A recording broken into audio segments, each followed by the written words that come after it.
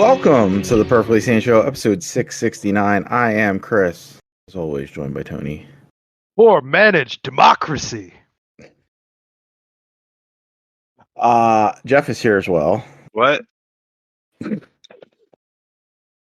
We'll explain Okay. shortly. And Earl is not here. We're not sure where he's at. He may join us. He may not. He's missing. We'll send out a search party. It's on its way to Brooklyn.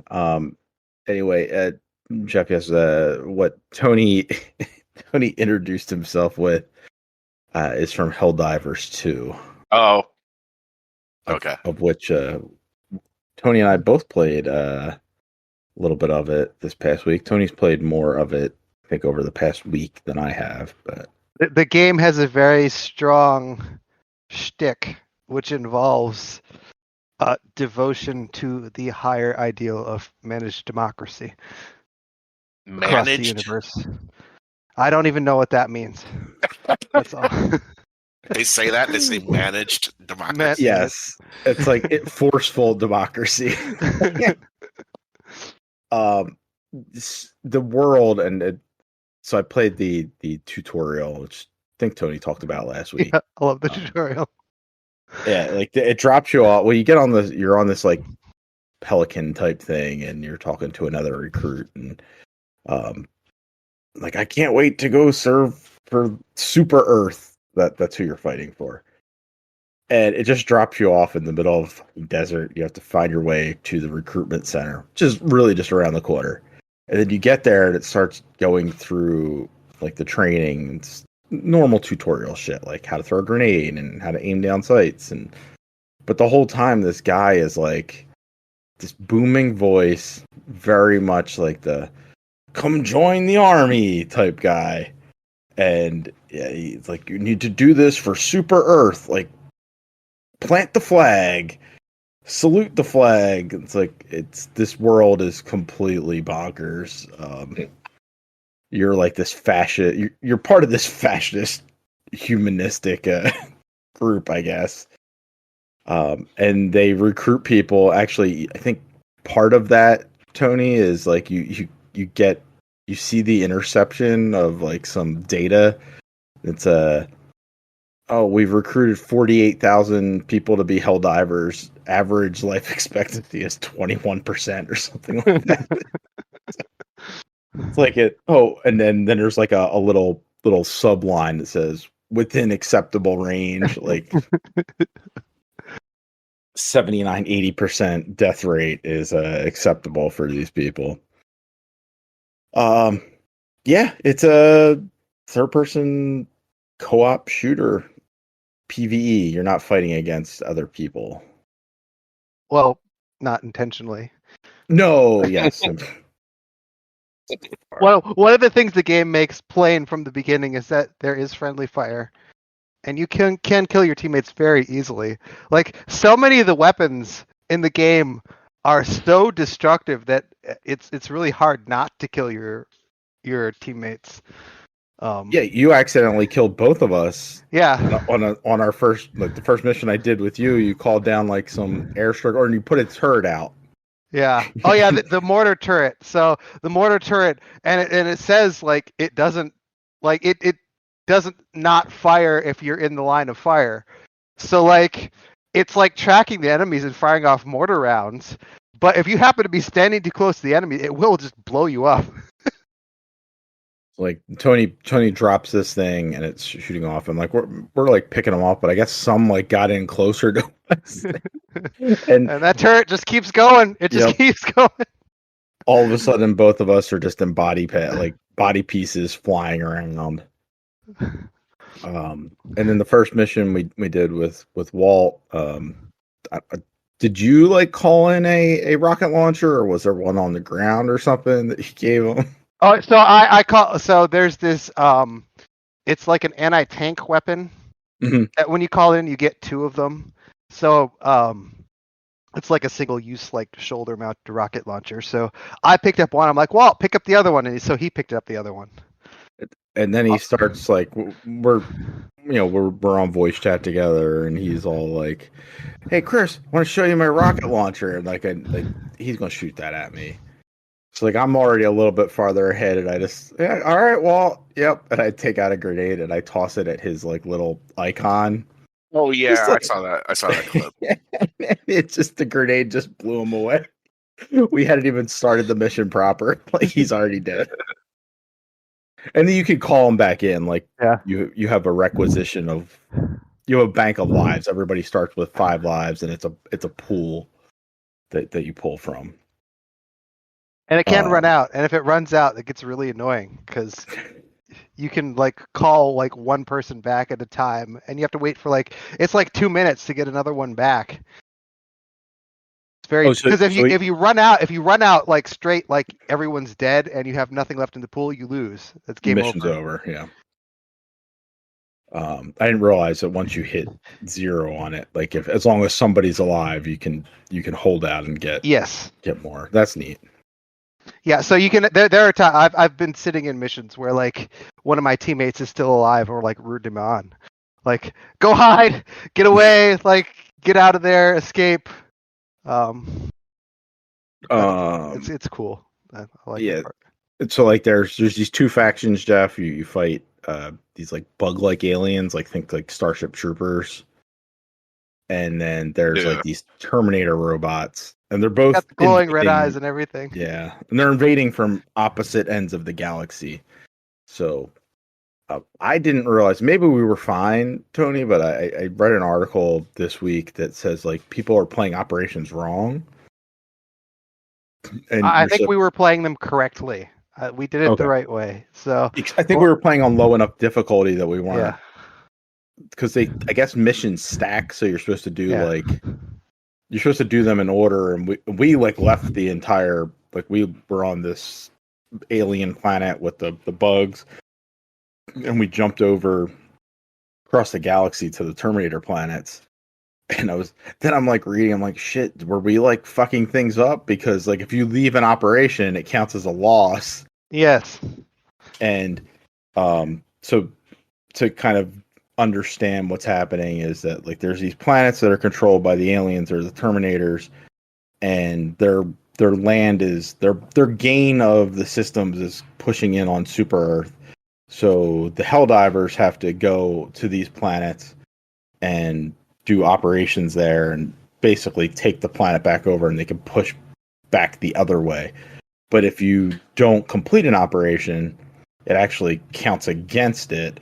And I believe we've actually lost.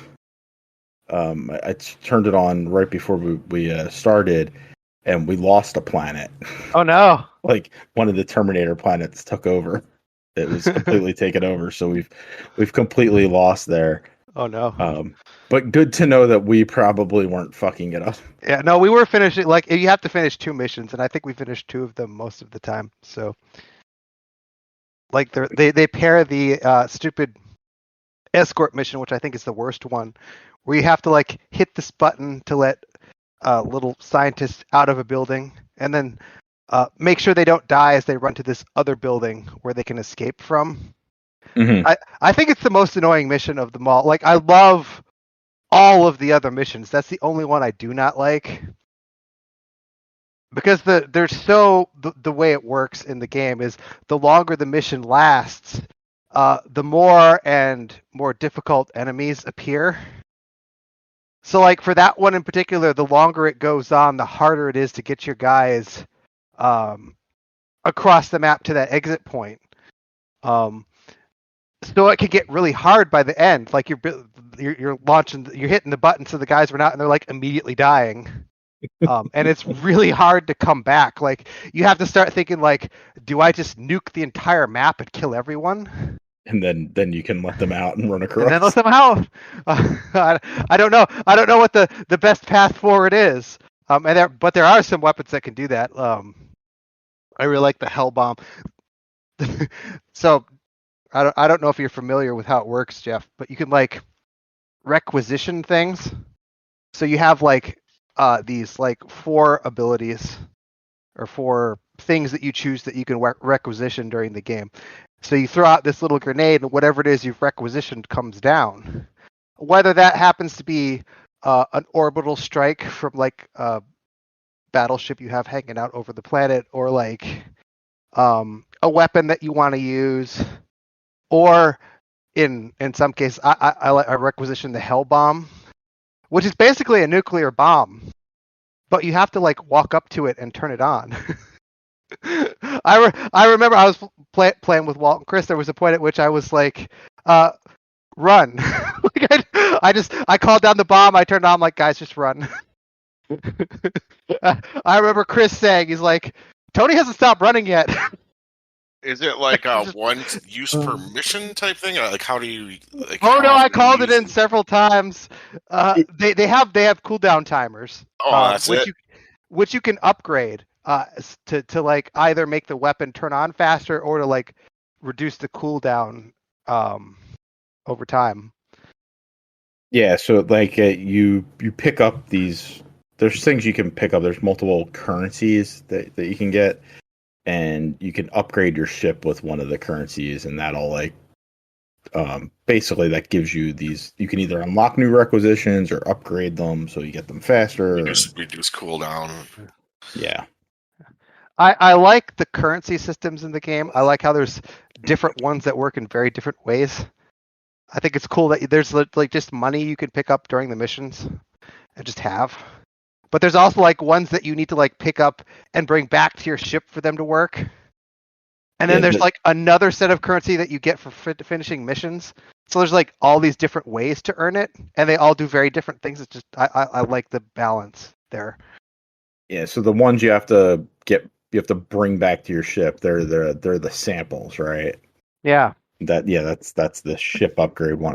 What does the money do?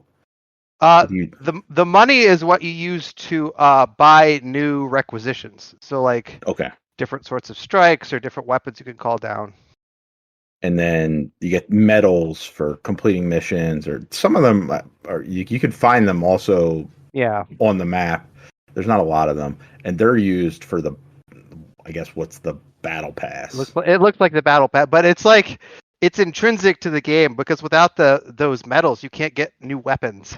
Yeah, it's like it, and you have to use them to unlock the higher tiers to get the better. So it's not just like, oh, I want to save up and get a sniper rifle. No, you have to like buy some other shit first with the medals before you unlock that tier to then buy that. Yeah. So it's interesting. It keeps you playing. Like you want to keep playing because you want to unlock other stuff to see how it plays. And I want to get like that hell bomb that you have because that seems fun. Like pretty cool. There's some the mortar turret. Really like it. Some of them are just super cool. Some of the stuff you can call down. Honestly, I don't know. So the one mission we did, Jeff, was like it was destroy these 2 ammo depots or fuel depots or something on the Terminator planet. And Tony, I don't know how we would have done it if without your help, because we're throwing grenades into like where it looks like you're supposed to throw grenades and shit wasn't blowing up. It's like, we're running out of ammo. The Terminator guys are much more bullet spongy to regular firearms. Yeah. I don't know. Like, and really, when we were playing, I didn't even think of it till like we tried a bunch of stuff. I'm like, all right, I'm pulling out the hell. Look, it was the last recourse that we had. Let's try this. I love the hell bomb. The explosion looks so cool, and it does so much damage. There are so many weapons in the game that you use. You're just like, that looks awesome. Some of the I forget what they call the little airplane that either drops a bomb or like machine guns things. And then your ship, of course, can like drop in an orbital strike or it can do like orbital cannons. I unlocked at one point, it's the 380 millimeter high explosive, which you have no idea where that thing is landing.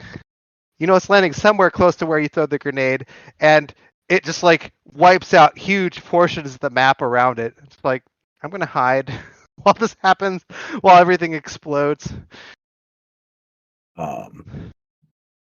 Yeah, it's really cool. And crossplay just works. Yeah, Uh, yeah, because you were playing on PS5, right? no, I was No, playing no, on you weren't. Steam. Walt was Yeah. playing on Yep. PS5.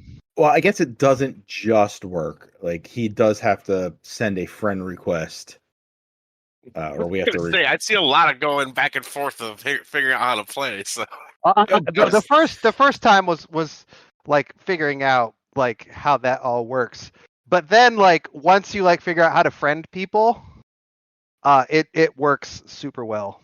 And Um, it's just immediate if you're on the same platform too. Because yeah, like Tony and I are friends on Steam, so he could just jump. He just showed up. I'm like, I'm in the menus, and all of a sudden Tony's just talking to me, and I'm like, what the fuck is going on? And he's just there on my ship, like dancing around.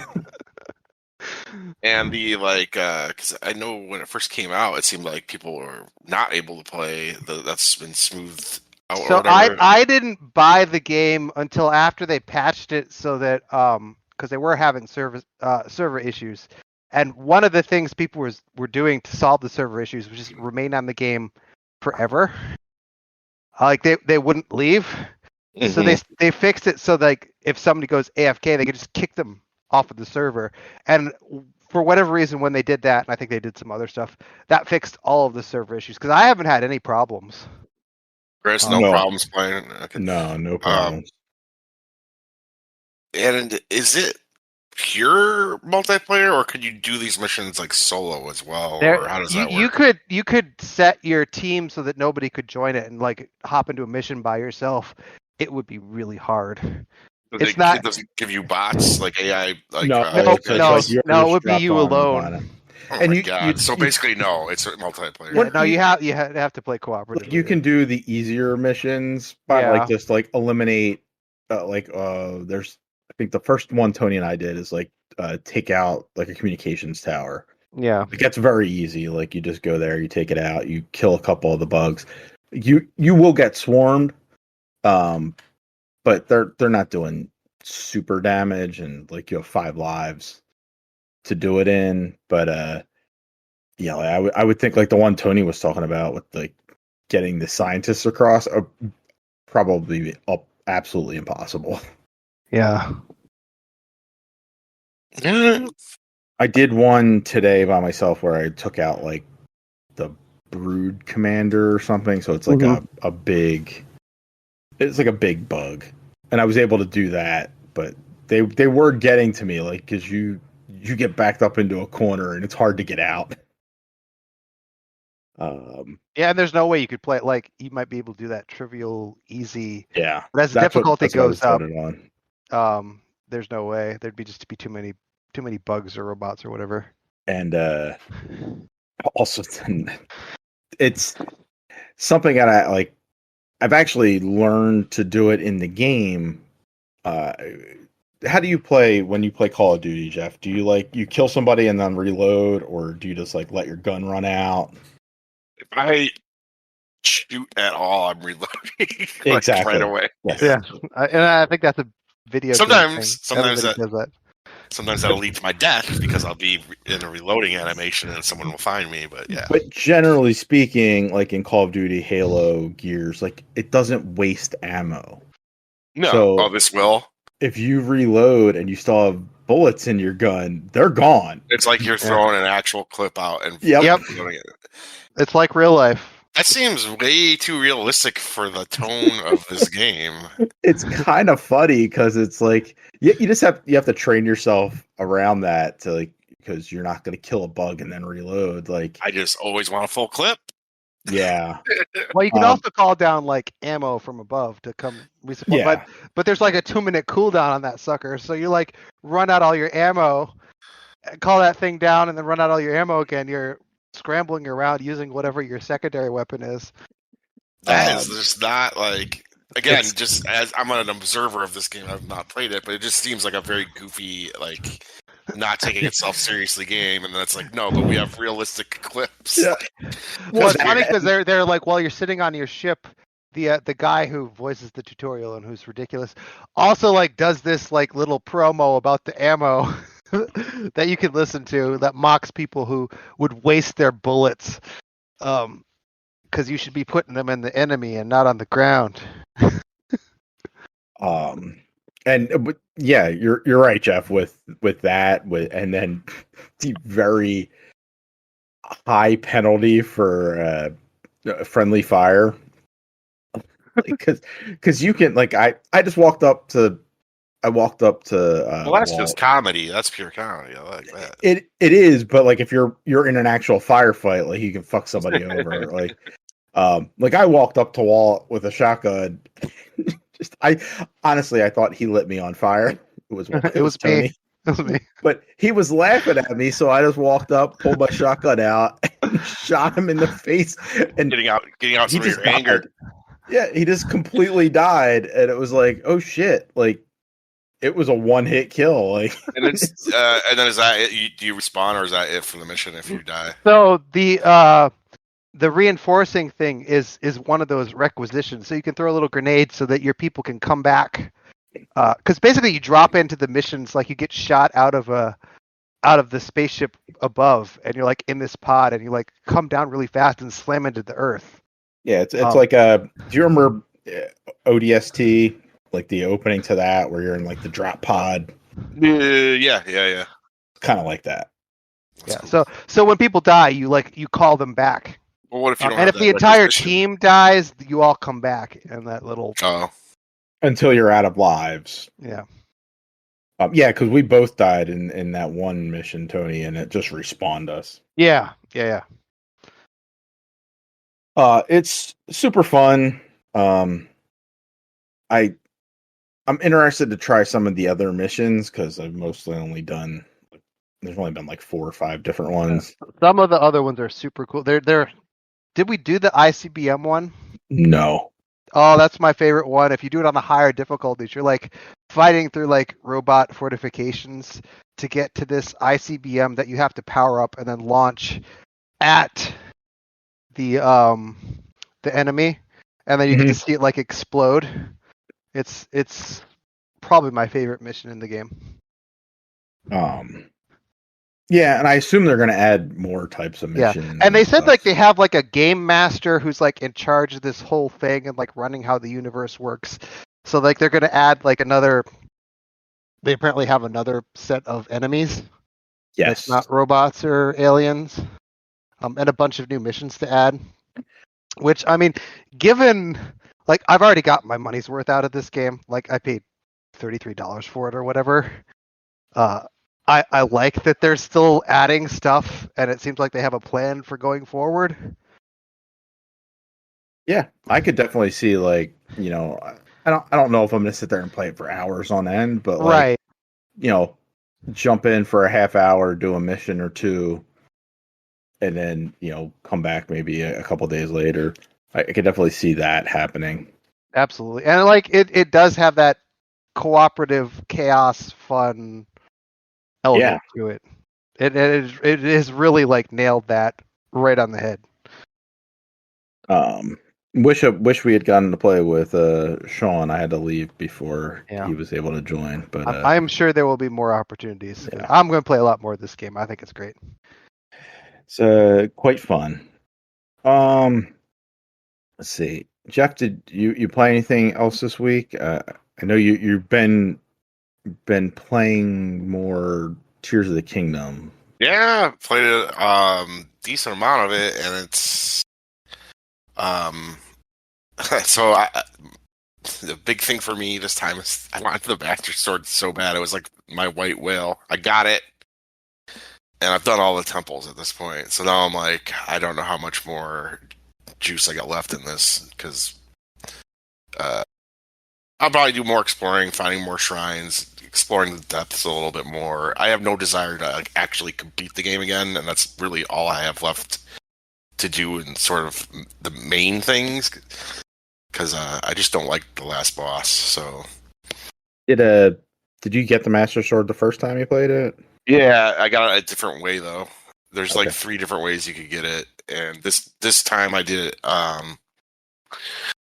There are these like giant geoglyphs they call them, like all over the world. So like you get shot up into the air and you're looking down at the surface, and you'll see like almost like this like giant picture that looks like drawn, like a crop circle, but it's just something that's drawn on the ground.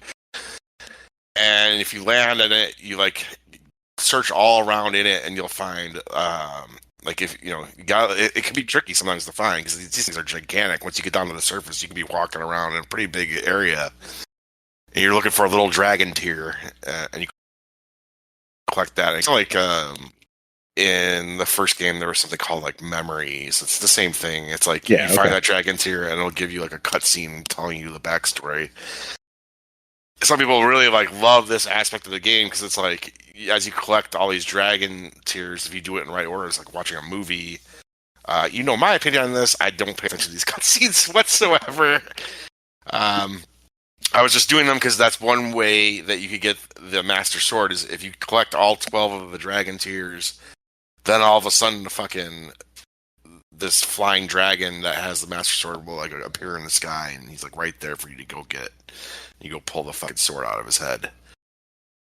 Now, if you don't do that, you just have to try to find him in the sky, and he does a 2-hour loop around the entire map. And I was just trying for fucking hours and hours to do it that way, and I just could not find him. I never found him.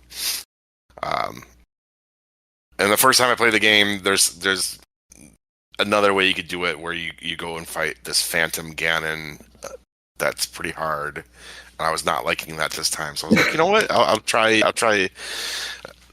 this other way, and all I had to do is like follow a video to find out where all the fucking things were, and it's like an hour fucking around.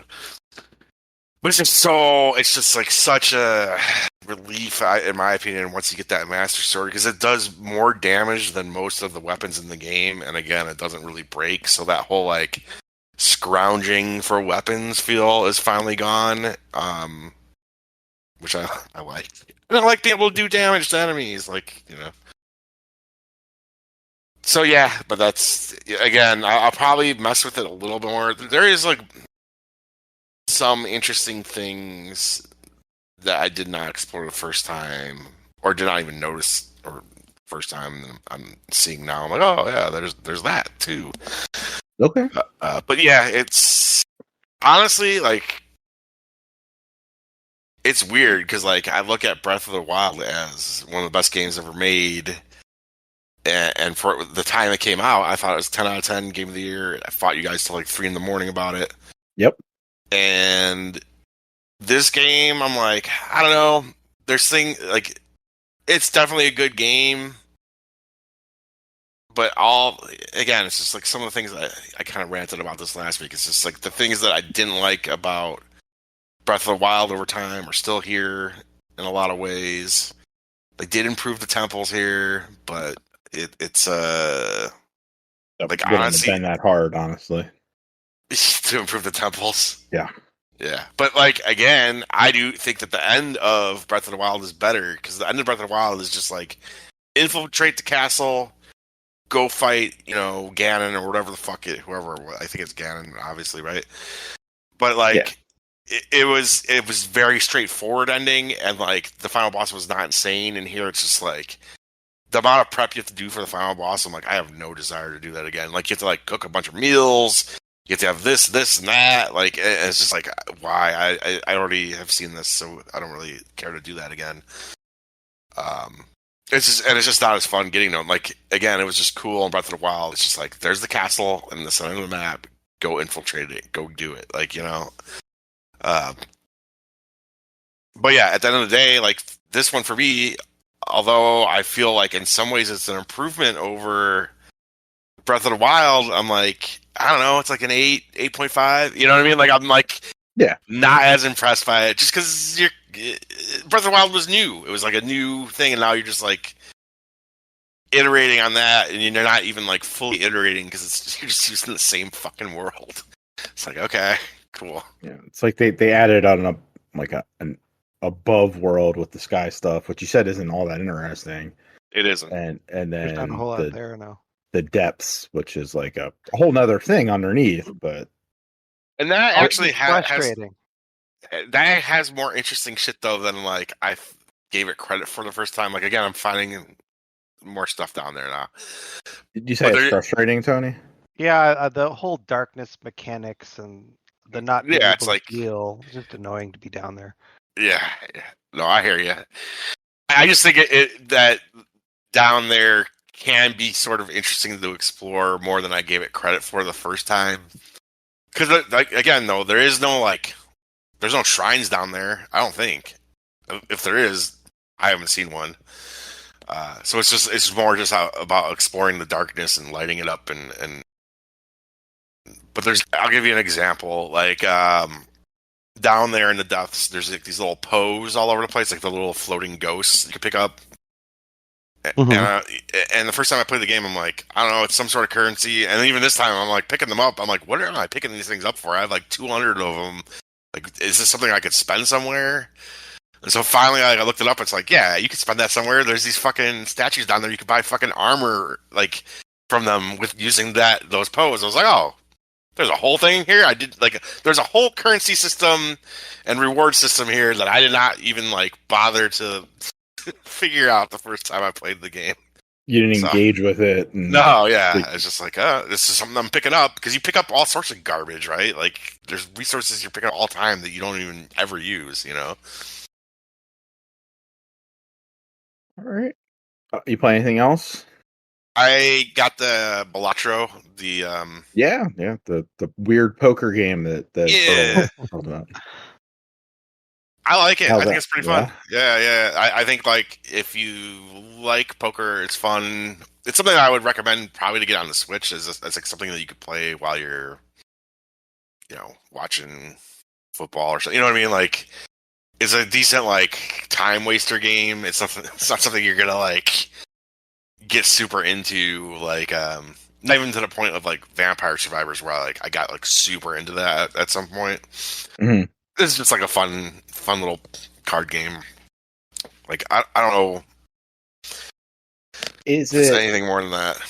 So is it something that because cards, like, it's turn based, like, is it something that like you can just kind of like take your turn and you're like watching a show or whatever, and then like when the next commercial you can get back to it, or do you have to pause it? I don't think you'd have to pause it. All you're doing, you're just playing by yourself. You're not even playing against anything. You're just trying to set high scores. Like, I feel like Earl probably spent a lot of time explaining it, but there's not much to it. It's just like they'll throw out 8 cards for you, and you try to make a 5 card or whatever hand you want to make. Maybe just I got 3 of a kind. Mm-hmm. So you could either like every round works like this. Yeah, you get those 8 cards, and then they'll give you you have 5 opportunities to make a hand, and you have 5 discards, and that means like if they throw out the 8 cards, and I think 5 of them are junk, I could get rid of 5 of them. That counts as 1 discard, right? Okay. And then they'll give you 5 more cards, and you can keep doing that. And again, you got 5 opportunities to do that. 5 opportunities to make a hand. You make a hand, they rate your hand a score, let's say you make a high-end straight, it's like ace, ace, king, queen, 10, jack. Well, each one of those cards will be worth 10 points, and then you get a multiplayer for it being a straight. It's like a good hand. And it'll be like, oh, that hand was worth 250 points. And each round, there is a, point goal that you're trying to reach. You'll start off and be like, you need to make 300 points this round, and you have 5 hands to do so. Now, if you make, let's say the first hand, you get a full house, and it's worth 450, and the goal was to hit 300 points, round's over, you won the round. That's it. You know what I mean? Like, that's all it is. It's fun. It's just like, can you hit a certain score within 5 hands? That's all it is. And then you go to the next round, and it's a higher score. Sometimes they put certain modifiers on it, you have to use a 5 cards if you want to do a hand. You can't just do a 2 pair. You have to use 5 cards, or I don't know. Using 3 counts more, gives you more points. Sometimes it'll be hearts are debuffed, and hearts are debuffs mean if you make a hand and you have hearts in your hand, you don't get any points for that card. So they do little modifiers and fun stuff like that. There's nothing like crazy new or inventive to it, but it is like it's taking, if you know what a poker hand is, they're like, here's a new spin on poker, and it's fun. Is it? So you said you're like your each round is 5 hands that you can build. Is it like cumulative, your points total, or is it like you have to get one hand that is more than the point total you need to reach? It's cumulative for that round. Yeah. But once you reach the point total, then you'll start the next round. Yeah. And you'll start with 0 points, and the point total you need will be higher. So the next Okay. round, Yeah. you need 1,200 points. That's what I was wondering. Like, so it's like, oh, you have to get to 250 points, and like my first hand, I have like 60 points. Yeah. My second hand, I have 30, but now I have 90. Right? Like. Yeah. Okay. But Got it. now let's say you're on a round and you don't meet the points that you need. You run out of hands. You have to do so. Then your run's over. Okay, so that's where the roguelike aspect. Yeah, but it's like I'm trying to figure out if there's any sort of permanency to what you're doing, and I think maybe there is. Like, I think I may have increased how many like hands I get. I just can never tell because like in between rounds you can buy stuff, but I'm like, is this just for this run? You know what I mean? Like I don't know. And I forgot how many hands they gave me. Like, because when I first started playing the game, I didn't really know what I was doing. I was just dicking around making poker hands. I didn't even notice the counter in the corner that shows you have this many discards and this many hands to play. Like, I was just like messing around with it, Right. And I was like, I played the next day. I'm like, did I permanently upgrade something? And that's something I still am not entirely sure if I've permanently upgraded things or if it's just for that run. But it's fun. I think like. It seems a little high price for what it is. It's $15. Mm-hmm. There's like not a whole lot to it, and it's just like I keep coming back to in my head like Vampire Survivors, which is like $5. It's and Vampire Survivors is the exception in many ways. Like it is such a good value for the $5. Like it is like a game that if you had charged me $40 for, I would have said, yeah, that game is worth it. It's that good. You know what I mean? Right. And it's like a little card game. It seems like it'd be more appropriately priced at like $10, but what do I know?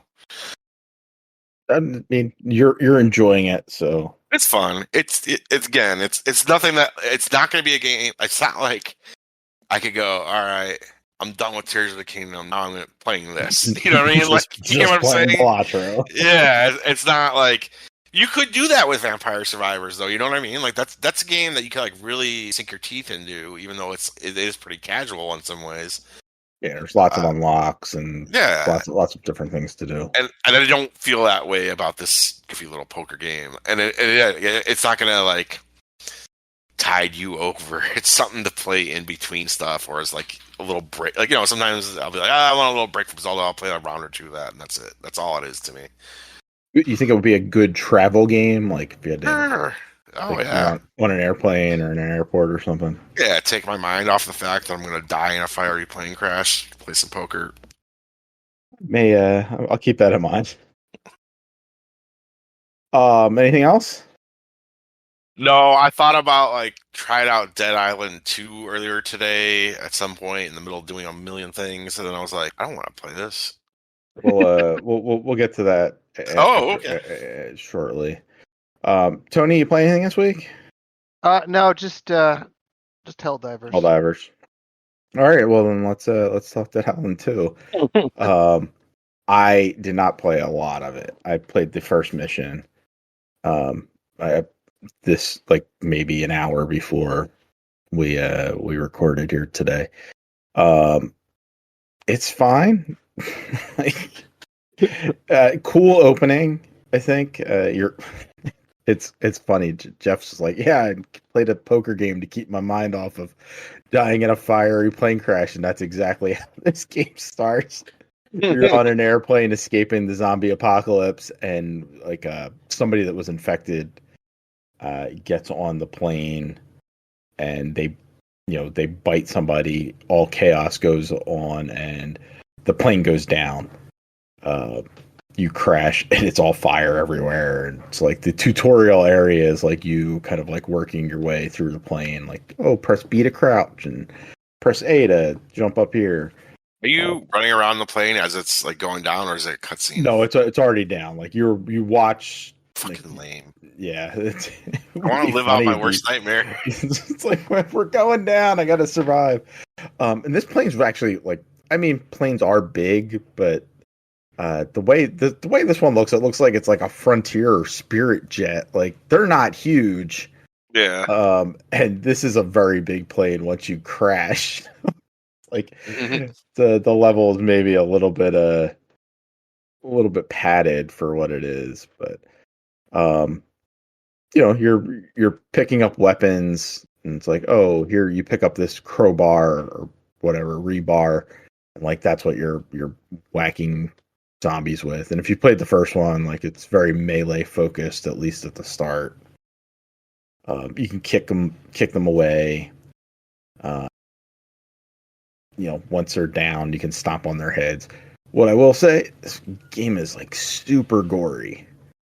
Like the first one, you're killing zombies. Like you expect it to be gory, but they go hard on like you're stomping on somebody's face to like they're on the ground and you're kicking, and like the face is just melting under your boot and stuff. Yeah, it's like all over the place, and it's like the gore effects on the zombies, like you are watching them degrade each time you hit. Cool. Which is, I appreciate that. Yeah, it's neat. Like it's a neat effect. Yeah, I mean, it played a little bit like Dead Island, except I don't remember in Dead Island you being bit. I do remember. I think you were immune. Which was why you were maybe out there in the open. But in this one, like your guy gets bit, or girl, I guess if you pick the ladies to play as, because there's like 6 different characters you can choose. But you get bit right away, and now like your vision's all blurry. I don't know how they're gonna play that out, because that's where I stopped. But you have like, I know that I like so vaguely remember the first one, even though I played a ton of it. Like you have stats, skill tree, all that, or like yeah, you did in the first one. I don't know if you do here. Like I went up 1 level, but they weren't like, hey, upgrade your stuff. Really, you didn't have skill points to spend? So I mean, maybe I did.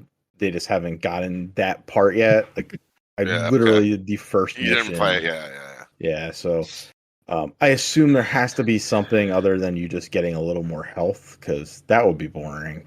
Yeah, you need that. And then, I seem to remember too, like you could definitely like upgrade your weapons and shit too. Like I think that was the thing that like kind of like hooked me into the first one. From what I remember, was all that like RPG shit. Like you're upping your weapons, like, yourself. Like you're getting a broomstick and like a knife and some duct tape, and you're making yourself a spear. Like you're not doing it directly, but you have a blueprint to make a spear. And it's got higher stats. Yep. Kind of like Tears of the Kingdom. You slap some shit together. And the weapons do degrade. Like it's like Tears of the Kingdom.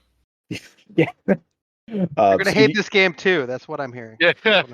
Well, they don't degrade like instantly though, so it's not like I got a tree branch, and now I mean, granted, fighting a Bobclins or whatever in Zelda, like fighting a fucking goblin type thing with a tree branch probably isn't an effective strategy for combat, but when they break after 3 hits, or the club that I pick up breaks after 5 hits, like, it's fucking annoying. That's not even like an exaggeration. Like you could have a weapon break on one little fucking what are they called? Bobclin? Yeah, something like that. Like it's like 3-4 whacks. And the thing, your thing is running low. It's like, what the fuck, dude? Like, I really hope. I honestly think that it would be a better game if they got rid of that shit and went the opposite direction. But we're going to talk about that shortly too. But yeah, like you see your weapon degrading too. Like it has like a health bar itself, but you can repair them so they don't just Oh, yeah. unlike Zelda, where you can't repair your weapon, which is Exactly. fucked.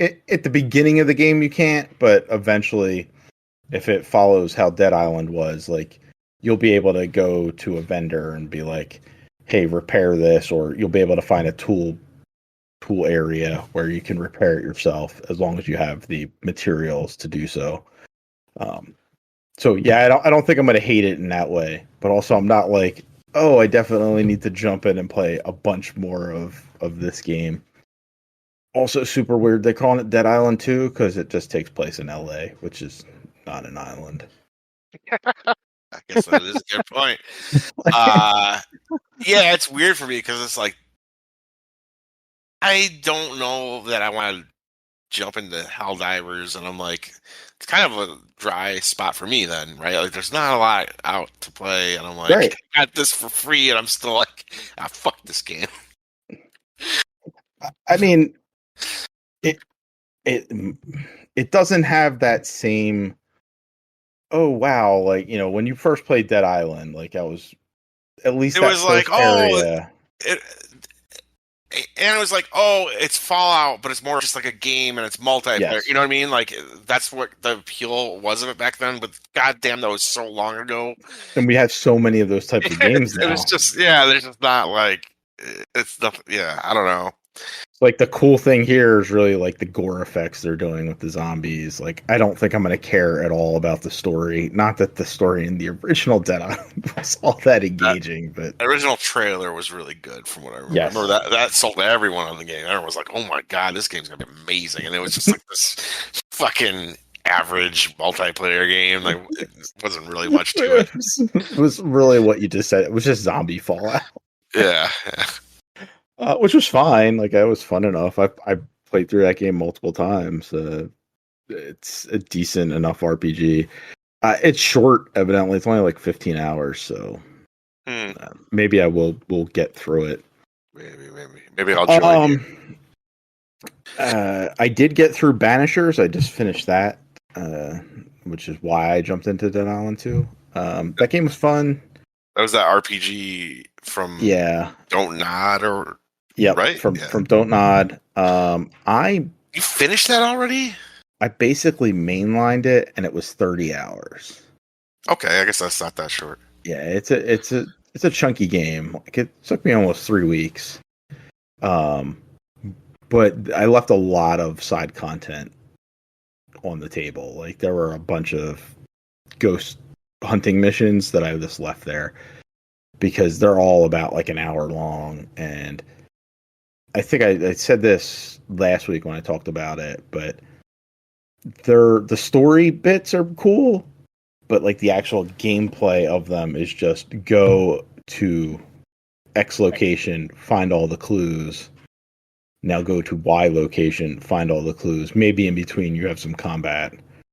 And then at the end, after you have all the clues together, your two characters will go, all right, now we know everything. Time to wrap this up. And you go back to the person and you make a decision on whether you want to punish the human that's still living or if you want to banish or ascend the ghost that's haunting them. So like there's no, and the only reason you would do one or the other is because if you're trying to resurrect your girlfriend, you need to kill people because she needs to get their essence, and if you want to ascend her, you need to also ascend or banish the ghost so that Red, the human, the live character, is able to send her on her way after everything's done. So it's like, I'm sure there's some cool stories in there that I missed, but I was like, I'm good. 30 hours is a chunky bit of game, so and maybe we'll talk about this in news, but this is a game that probably would have been better served being, $50, maybe $40. It was what, 70? It was 60, so it was $10 cheaper than like a lot of games, but I The think new standard, yeah. it's a B tier game. Like It did just be looking at it. Yeah, it looked like that, and the combat looked like that too. Like the combat didn't look that good. So it's the combat's fine. It's the big problem with the combat is that one, your first 5 hours of that game, like you don't have any special abilities or anything, so it really is just like hack with your you have a light attack and a strong attack.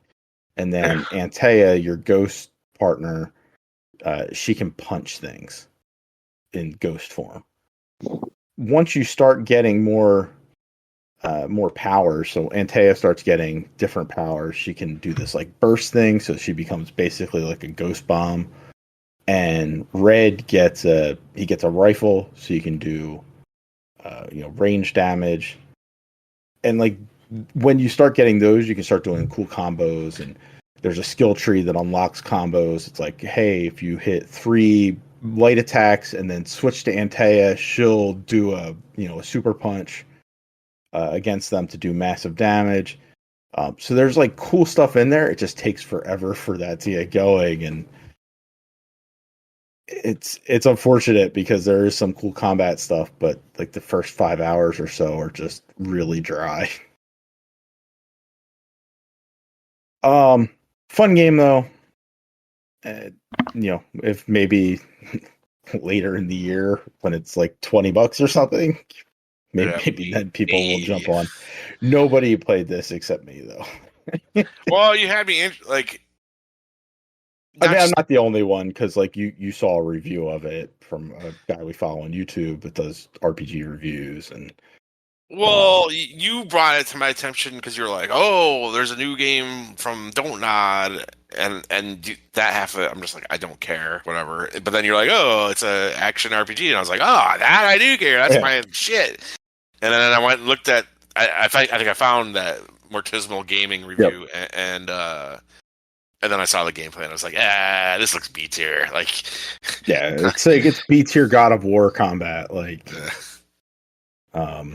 it's fine. He liked it. He did like the game, but it's just like the things he liked are the things I don't care about. So yeah, you don't want to play 30 hours for like the cool story that it has. Like, no. I see how cool I can make my character. Yeah, which you'll get some loot and stuff, but it's never like super impressive. Beyond that, yeah. Yeah, so like I ended up using the same, I think, armor that I had through the entire game. Like because you can upgrade all of that. Like there's like 7 passive upgrades, so it's like, well, I've already invested into upgrading this, and it's better than the armor I just picked up. Which, if I upgrade that, I bet it would be more than this. But no, I hear what you're saying. But if you were able to get through the whole game with that, with the early armor, just upgrading it, I just upgraded it all the way, like to the. I think I got 7 of the 8 upgrades for it. So, like, it was super strong. And then, like, by the end of the game, when you're picking up an armor piece, it's still 4 levels behind. Like, it's 4 upgrades behind. So you're like 10 or 15 below, like, number wise. It's like, it's not worth picking that up and hoping you have the resource materials to upgrade it. You might as well keep what you have there. Setting, again, super cool though. It's like New England in the 1600s. Puritans that you're dealing with, witches and stuff. So cool concept. Just maybe they should have sold that as a more budget game, and maybe they could have trimmed it a little bit and make it instead of a 30-hour game, be like a 20-hour game with some of that side content. All right, finally, I did say that we'll get back to fighting bobclins with tree branches. I said a couple weeks ago that I'm looking to get a Steam Deck. And yes. So I am. I'll actually be ordering my Steam Deck tomorrow. and my son's is actually arriving on Saturday that I got him. But like emulation on the Steam Deck is something like a lot of people are looking at. And one of the things that I saw was that you can do Switch emulation. And I actually stumbled across a video where somebody was like, "Hey, I played Breath of the Wild with mods, and I got rid of damage, like the weapon durability bullshit." So and it was like, oh, I want "Oh, to do that." yeah, that sounds awesome." So I downloaded the emulator that this guy was using. I was not able to get that to work, but you can straight up emulate. Uh, you can straight like I was able to get the emulators to work. I was not able to get the mod to work properly, but I was able to get both Yuzu and Ryujinx, which are two different Switch emulators. I was able to get them up and running, and I can play Breath of the Wild on my PC currently. And Mario Kart. Careful with Yuzu. They just got sued this week. They did. Well, I mean, I have it, so like, there's like, what they're not gonna come and take it away from me. Like, I've already downloaded it. I'm good. Like, future people might not be able to get it, but yes, Nintendo did sue the creators of Yuzu this week, trying to shut them down, saying that they violated, I guess, some of their patents or something. But yeah, it's Breath of the Wild on your PC. Also Mario Kart, Metroid Dread. I was able to get all these. These are all games that I do own, so not out there grabbing games that I don't have. I don't actually want Nintendo coming after me. But yeah, it's pretty neat, and it's wild. It runs better than it does on the Switch. Oh no.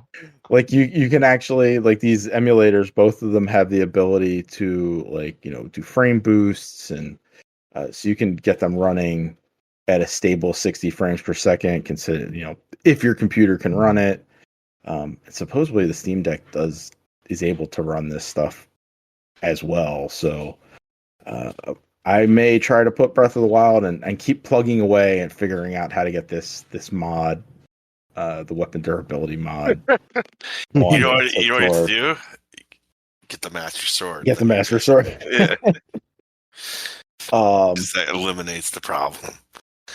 It's absolutely wild, though, that, like, yeah, I've been doing emulation for 25 years now, like since I first had a PC back in like the mid 90s, and like then it was like Nesticle, and like, which was like a regular Nintendo Entertainment System emulator, Z-SNES, which is like a Super Nintendo emulator. Yeah, I've never advanced beyond that. Yeah. 16-bit era. Yeah, those are the ones that, like, it was using back then, and like now they fucking have emulators of current gen systems already up and running. Absolutely nuts. And the fact that, like, they've figured out a way to then mod them and do what you basically make it into a PC game, where, because like you can play PC games and you can do all sorts of mods on them and make games look better or play easier or have better UI, and they're doing that with Switch games just straight up front. For now. And yeah, for now. Well, and there's like, what's crazy about it too is you can connect to other people, and this might be where Nintendo gets them, is they're running a network somewhere behind, and you can connect to other people playing Switch Yuzu games. So like, I suppose in theory I could download Splatoon. I could, or hack it off of my Switch and put it into the emulator, and I could fucking play Splatoon with other people that are also emulating it. It doesn't eat into Nintendo's actual server, so like, it's not, you're not playing with people that are playing on a Switch, but like legit, everyone else is pirating. You could play it with and I'm sure a lot of them are pirating, because there's like, they're not worried about they don't really care one way or the other how they get their game. But I have these games, so I was like, I'm gonna try it. You are not pirating. You are emulating. Yes. I will say that like I did not dump my own ROM because I looked into doing that, and that is a pain in the ass. It's already kind of a pain in the ass to get these running because you need to get firmware, you need to get what are called pass keys. So the game needs the emulator needs to convince the ROM that it is running an actual switch. And to do that, there are these keys that are also that basically unlock the cartridge or the digital version of the game to be played. Something that they put in to protect against this. Yes, and so somebody has duplicated those keys, or they've retro engineered them, and so you have to install those. You have to install the firmware, and then you have to install the game, and then if the game has like an update or a patch, you need to install that so that you have the most current version. Like it's not just get a Super Mario Brothers ROM from the Nintendo Entertainment System and just play ROM on your NES emulator. It's a little more complicated than that, but the fact that people are doing it already is absolutely wild to me. Yeah. So that's it for what we've been playing. There were more layoffs this week. I feel that many layoffs. We keep saying this every week. Is there's been more layoffs. Sony laid off 900 people, including people from Insomniac, Naughty Dog. There was another one in there. This one did not surprise me. So the Sony layoffs, like Sony, when the financials leaked like a while ago, like they spent so much money on developing these games. They really need to look at what they're doing because you can't be spending $300 million on game development for one game. Like that can't happen. I mean, it can. You just have to set your expectations to not. But if you spend that much money, like what sales number is going to make a game that you spend that much money on profitable? Yeah. Like, does that number even exist? Yeah, I'm not sure because Spider-Man 2 sold over 10 million copies, so you're talking $700 million in revenue. Because that game hasn't gone on sale really. No.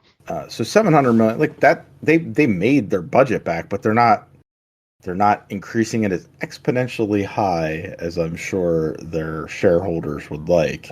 Right. They only doubled their investment in it, as opposed to triple or quadruple or 5 times.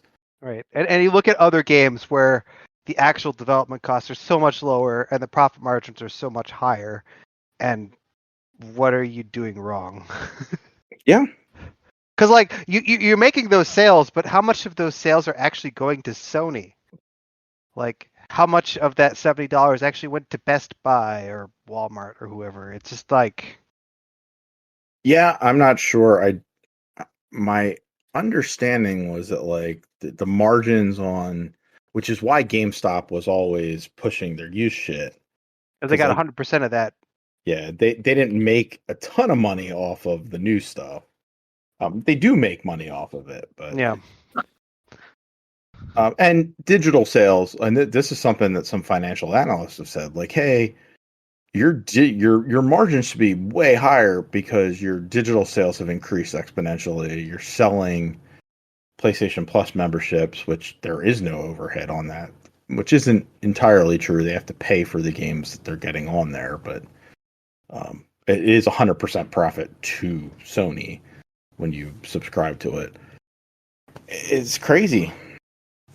But also unfortunate that like 10 million copies is not enough. 1.5 million copies of Horizon Forbidden West. Not enough, and that was after a year. That game's actually outperforming its, the original game. The sequel is outperforming it, and not enough. We gotta cut you as well. Got to cut Naughty Dog, which had their shit's always selling well. Yeah. Along with that, Supermassive Games cut 90 people from they are the Until Dawn. Pretty much all their Pictures, studios. Well, Supermassive's independent, but I thought they were Sony for some reason. Yeah. So you can play the Dark Pictures stuff on like Xbox and Switch, but Until Dawn is owned by Sony. I got you. Kind of like Demon Souls was with From Software. Yeah, exactly. So they lost 90 people, and the Sony layoffs happened, and then EA cut a bunch of people as well, from a bunch of their studios. They also made some like. So that'll make Madden better. Well, it seems like they're doubling down on like Madden and Football Club. Yeah. Doubling down on all the stuff that people like don't enjoy as much anymore. And cutting the games that like people were looking forward to. Right. What does EA make that I'm looking for? Like EA doesn't really make anything anymore that I give a fuck about. Like I think of them.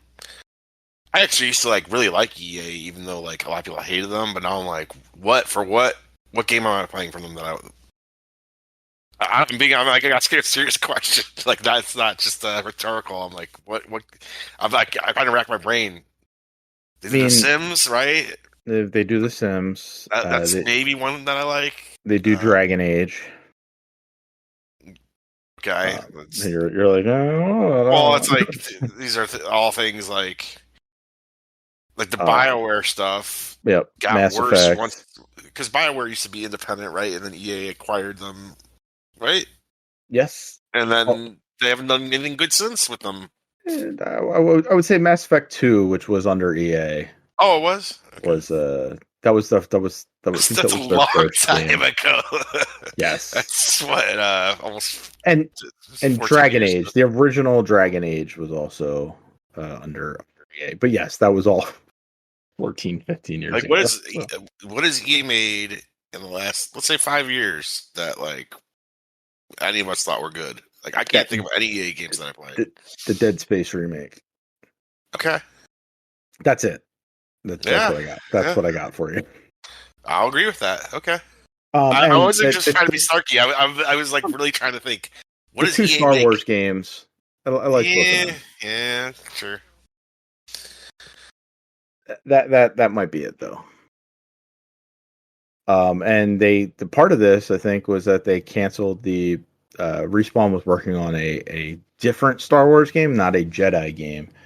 They were working on a its own first-person shooter, which they are a studio that is very capable of doing those types of games.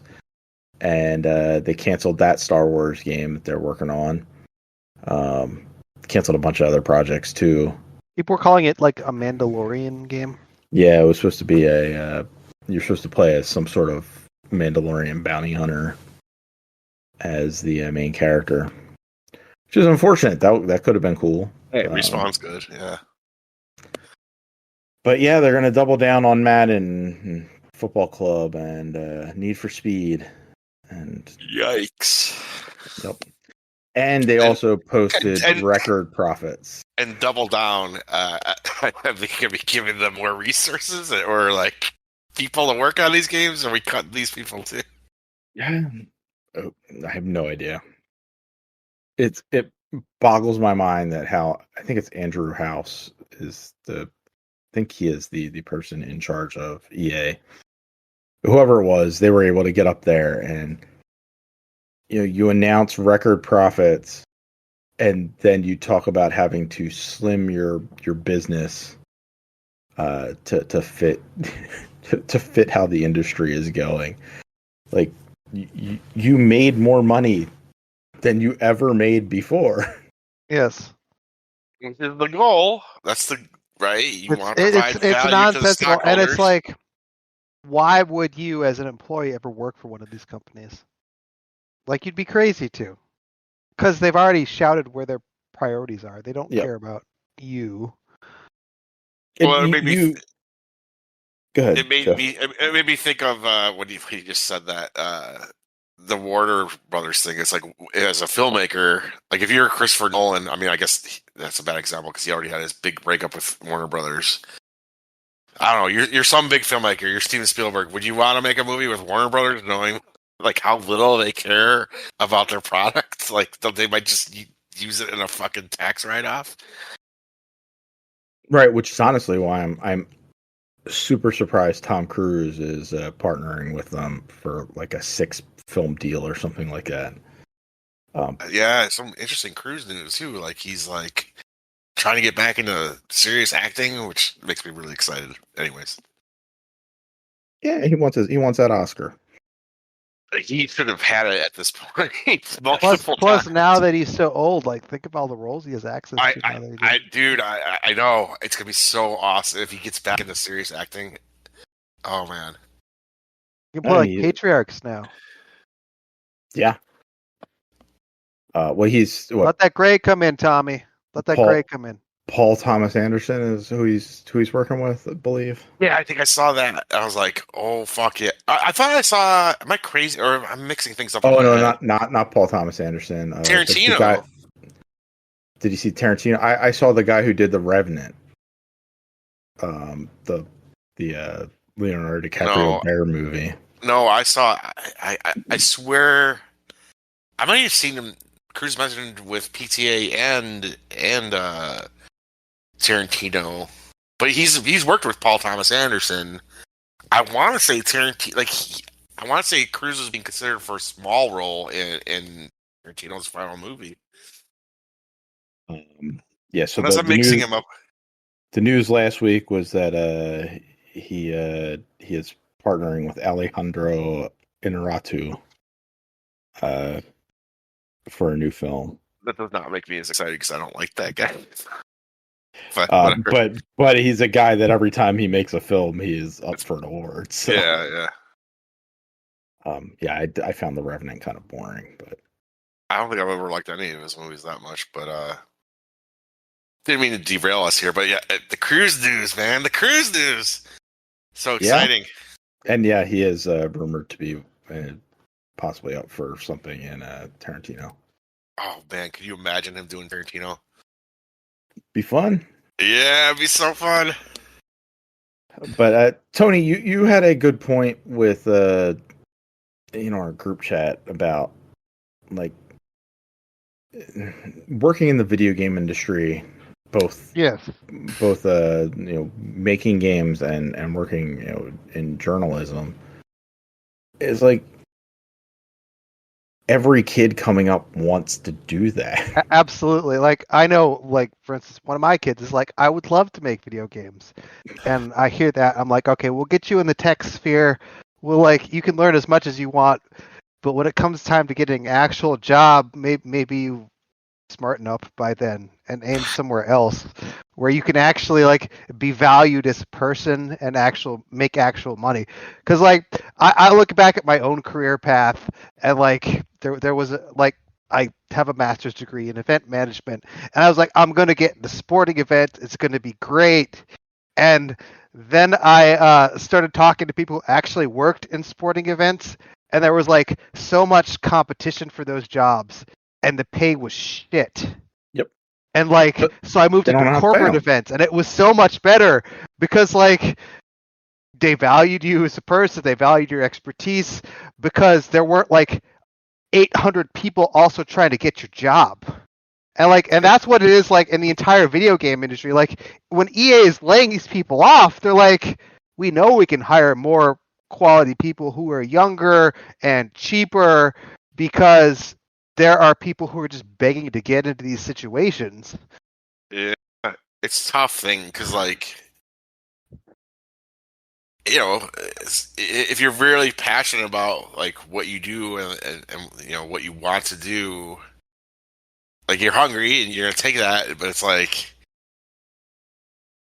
I don't know. I always think back to like how badly I wanted to be a journalist, and you know, there's a certain calling to that. But then I just think about like I would be making like a fraction of what I make now delivering mail. Like Yeah. it's like it doesn't. There's like at a some really point, reality small, has to matter. yeah. There's like a really small fraction of those journalists who There's make like it huge, right? But there's maybe a not. It's like couple 1%, hundred. and the other Yeah, like yeah. 99% are all like, God, I hate my life. Well, and that's Like are severely like near poverty level income. Yes, absolutely. And that would be like you said, 99% of journalists. Like the number of journalists that like are making over 100K and that stuff like that is probably in the hundreds, like 100 or 200. You know what I mean? Like that's Yeah. it. And so yeah, maybe you could break you through and be that one guy. That's but it's like the odds of that are so not in your favor. And at some point, it's just like the ability to pay bills becomes more important. It's a tough thing because like I would never want to tell someone not to chase like what their dream is. Yeah, don't chase your dream. Tony will tell you. But, I will absolutely say, that their jobs have a purpose. That purpose is to fund the life that you want. And like if you want to devote yourself to your vocation and like this is my life, I am a gaming journalist, this is how I define myself. All right, that's great. Good for you. Wonderful. If you're like I'd like to have a house and kids and a family, like you need to think more realistically. yeah, and at some point that one of those things wins out, and no matter what, 99% of the time, it's something like that, like journalism or games journalism. You're probably not going to be Greg Miller. It's not that is not a career path for most. And when you get into video games, you're probably not going to be a Miyamoto. You're going to get fucked. You're going to get laid off, and it's going to be something you just got to think about. Like, I need health insurance. You know what I mean? I need a retirement savings. Like, you have to like start to think really realistically as an adult about like what the things that you need. It's just like I need something more secure than this. Well, we're hyper focused on like games, but like this happens in like a lot of creative industries as well. Like, look at actors. Like, I mean, we've heard of this all the time. Like, I'm going to Hollywood, and they go out there and like they're going to 72 different auditions a week, and they're working as a barista at Starbucks. Yeah. And 6 months later, they have to give up their dream because they didn't get any callbacks. And you can't live on being a Starbucks barista in LA. Even if you break through, and I don't know why this just came to mind, other than I just saw it earlier tonight on like Facebook or something. Like, Drea Di Matteo, she was Adriana on The Sopranos. So like on one of the biggest shows ever, and she was a big character on that. She was like broke up until recently. Like, you know what I mean? It's like even then, it's like your best case scenario is like you get on something great like that, and like people know who you are. You can still that gig's over. Now what? Like you got like, now what? Yeah, keep you better manage your money pretty well because, like, if you're keeping up with the Joneses, you're probably broke at that point. You need another one of those gigs. Yeah, it is. It's tough, and I understand wanting to do something you love. Believe me, I get it, but it's just I don't know, man. I mean, you look at like professional athletes, like people like trying to break into like the NFL or whatever, and you're like, great, you're trying to get one of those 1,500 jobs. That's it. That's all there are. The odds aren't very good. Yep. Sorry, but there are tons of jobs out there, right? Like there are tons of jobs out there that are, good, that are nice, that are worth having. They're probably not as like dreamy, like that would appeal to like a child who doesn't really know what work is. And I think that's part of it too, is like you don't realize what, like, I want to be a movie star, I want to be a game developer. Like, what does your life actually look like as that person? Like, sure, I want to say that I created Mario, but what does the life of someone who created Mario actually look like? And do I want that life for And myself? is it substantively different than like just having a happy life? Otherwise, you know what I mean? Yeah, exactly. Like you're still There are just a people person. like Yeah. if you work I work in a corporate world. I have officers in my group, and they're great people. I wouldn't switch lives with them. Like, I don't want to work 16 hours a day every day. And if you are out there making Mario or Dead Island 2, That's what you're doing. yep, you're doing that because that's and that's like 2-3 years straight. Elon Musk, he's super rich. That man works like all the time. That is all he does. Like, he's bad at it, but he's constantly working.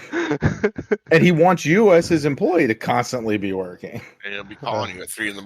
because he's got a cool idea that you got to implement That's by right. 6 a.m. He's got that idea. Yeah, it's shitty. But I don't I like know how what we the just got. solution is. I like how we just got into like a nice long rant about fuck your dreams.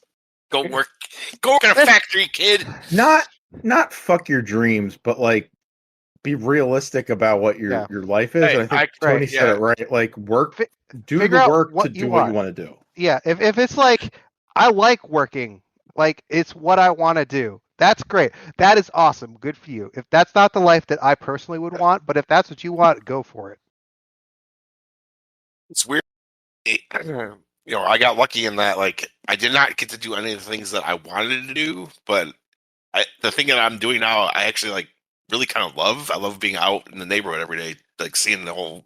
Like you feel like you're part of the community, and it's just never would have crossed my mind is like that's the thing I want to do, and now this is the thing I'm doing and I like it. It's just I got lucky in that sense, but like at the end of the day, whether you like it or not, you got to figure out something to do that's going to give you a paycheck every couple of weeks. So, find something you're good at, something that you like. It's out there. It's definitely out there, but you got to figure out what that thing is. And hopefully something that's not going to work you to death. Well, I'm still going to do that, but you'll probably die eventually. I think we all will. I'll die on the route. From work, you're going to die on the route. I'm going to get struck by lightning. You guys want to hear something? You want to hear something super dark? There's a guy at our work who we always said like he's never going to retire. You're going to find him dead out on the route. Oh, Jesus. And Jeff's like, and I picked up his body last week. It was horrible. It didn't happen. Self-addressed postage to go back. It did not happen, but he retired last summer and he died on Valentine's Day. Oh, really weird. Yeah, it's like he basically like he was keeping him alive. Like, yeah, I don't know, but like everyone's like, you should be retired by now, man. Like you're falling apart. Like he didn't take care of himself and this and that.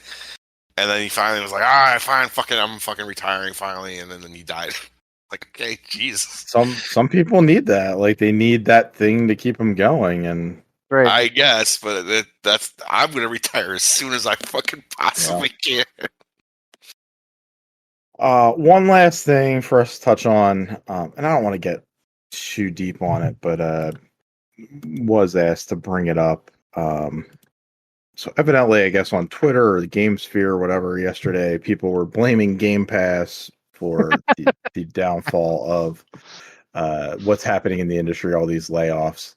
And I read an article on True Trophies, which is the sister site of True Achievements, that basically said like, hey, I think subscribing to PS Plus is shitty. Like it makes me a shitty person because I'm not buying the games that I'm interested in.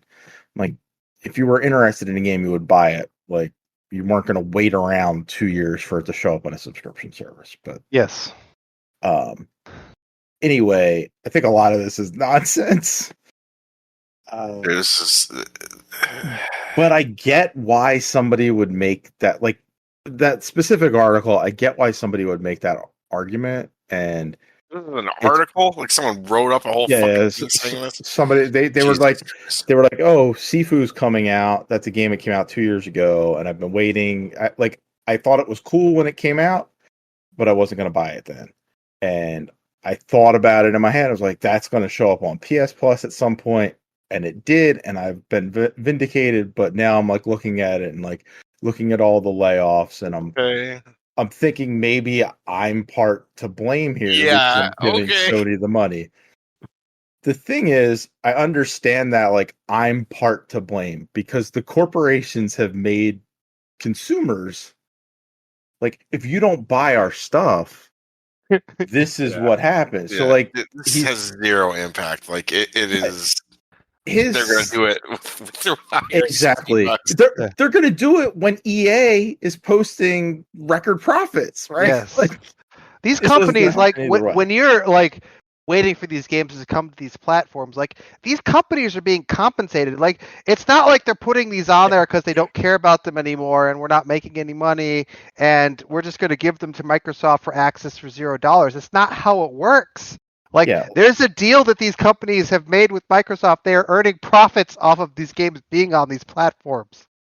And if you weren't gonna buy Sifu or any game at launch because it for whatever reason you weren't going to buy it when it goes on sale at $25. You weren't going to buy it when it goes on sale at $15. You weren't going to play it unless it came to this. And they got some money from you because you subscribed to PS Plus. Yeah. People say stupid fucking shit. Yes. Don't blame yourselves for that. Like you as an individual consumer are not fucking over the industry. You have zero obligation to any industry. You can do whatever the fuck you want. And if they're gonna offer a service like that, fucking do it. Go ahead. And if you want to wait, something comes to it, sure. I swear, some people's fucking logic is completely broken these days. Like, who cares? I do fully get the logic though because they bought into the corporate bullshit that it is not your job to worry about their layoffs. Exactly. That's not your fucking. That is not your fault and not your doing. Like it. And it was gonna happen. Like, whether you did the right thing or not, the quote unquote right thing or not. I'm a person that buy fuck shit. I have fucking Game Pass and shit. And if I think a game looks even slightly cool and it's $70, I'm buying it. But I'm not doing it as a fucking. Oh, I'm a conscientious like an activist sort of fucking buy. I don't. Do I wish workers got treated better? Yes. Is it my responsibility to fix the world? No, it is not. Yeah. So, like, buy what you want, buy it how you want. Don't worry about that shit. Like, it's not on you. Will take care of themselves. Yeah. They're gonna take care of them. They're gonna fuck over their employees. This isn't new. There are no good guys. Every company is gonna do all these shitty things, and it's like, I don't know how you fix it. But do shut off the auto renew on your PS Plus because one, it's going to be a giant shock when they take out $180 next year. Like, just shut that off right now. But don't do it because you think you're saving some independent developer because you're not going to put your $25 towards that anyway. I think we covered a lot tonight. Like, we did. Throw away all your dreams, and you have no impact on the world. Yep, that's true. And that's probably a healthy outlook, I think. I like that outlook. It was probably good that Earl wasn't here for this one. I think we would have made him very depressed. Yeah, or would have cried. Sorry, Earl. Don't listen to this episode. I think we gave a lot of good advice in this one. I don't disagree with anything that we said. It is a little depressing. I'm being serious. I'm being I would say like if like you follow our advice, like we're all generally happy people. Like we lead good lives that I would love for whoever is listening to this to lead. Like they're not like if you want to switch places with me, you'd be fine. You'd be great. Yeah, maybe you wouldn't like have the life that people dream about and like write like poetry about or songs about. But there's nothing wrong with that. Like I lead a very happy life. And the people that live those lives, Tony, are like the 0.001% of people. Yes. Like most people don't do that. No. I saw a story this last week about someone who thought he could like change the world with his actions and stuff. And you know what he did? He lit himself on fire and killed himself. Oh my god. I'm sure you guys saw this story as well. Yes. Yes. Sorry, you're an idiot. You guys can free to disagree with me. I'm not like forcing you to share my opinion, but I'm just like, that is insane to me. But I will not recommend to people that they light themselves on fire. Don't do that. Don't do that. Don't light yourself on fire. You're not going to convince anybody of anything. Nobody cares. Like I don't know that that's true. I think like people have listened to his message and there's stuff happening that might not be happening otherwise. But I would not be the one to volunteer to light myself on fire. That's definitely no, I would not either. And I don't think anybody has heard his message outside of Twitter. But that's just me. Well, I don't know if he's impacted the people that he needs to impact to make. He would be better off volunteering to go fight if that's his fucking stance. I mean, people have certainly heard his message. I'm not sure if it's reached the people that we need it to reach, but don't light yourself on fire is my position. Yes, that is good advice, Jeff. Don't light yourself on fire. Get a job, pay your bills, buy what you want to buy, and don't worry about what the fucking businesses are doing because you don't have any control, and you don't have any control about what the governments are doing in the world. Go out and vote. Do what you can do. Live your life. That's right. Do what you can do. Do what you have a direct impact on. Don't light yourself on fire, though. Don't light yourself on fire. Be nice to people around you. I'm sorry. Like, there's sometimes news stories to me that drive me insane, and this one drives me insane because of how many people I've seen on Twitter be like, "Hell yeah, dude!" Like, no. What? What are you talking about? Hell yeah. I don't know. It like drives me nuts for some reason, that story. Like, I'm just like, that's not hell yeah, dude. He just lit himself on fire. I've lit myself on fire. It doesn't feel good. Jeff talks from personal experience. He's like, I threw myself in that fire. You know what good it did me? None. It did nothing for me. Absolutely nothing. It sucked. I was happy to get out of it.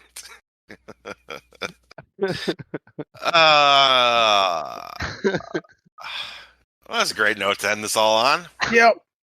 What a special this is a special episode. Good night.